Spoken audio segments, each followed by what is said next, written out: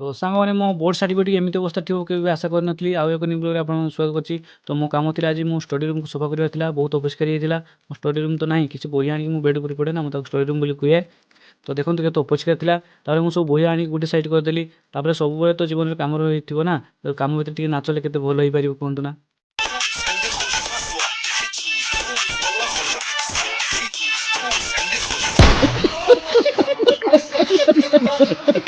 ତାପରେ dance fans ସରିଗଲା। ତାପରେ ମୋର ପଡ଼ିଗଲା ବୋର୍ଡ଼ ସାର୍ଟିଫିକେଟ୍ ଉପରେ ନଜର। ଦେଖନ୍ତୁ ସାଙ୍ଗମାନେ ମୋ ବୋର୍ଡ଼ ସାର୍ଟିଫିକେଟ୍ ବହୁତ ସିରିୟସ୍ ଅବସ୍ଥାରେ ଅଛି, ଧୋଇ ଫୋଇ ହେଇଯାଇଥିଲା ଆଉ କିଛି ଦିନ ଚିରି ଯାଇଥାନ୍ତା ବୋଧେ।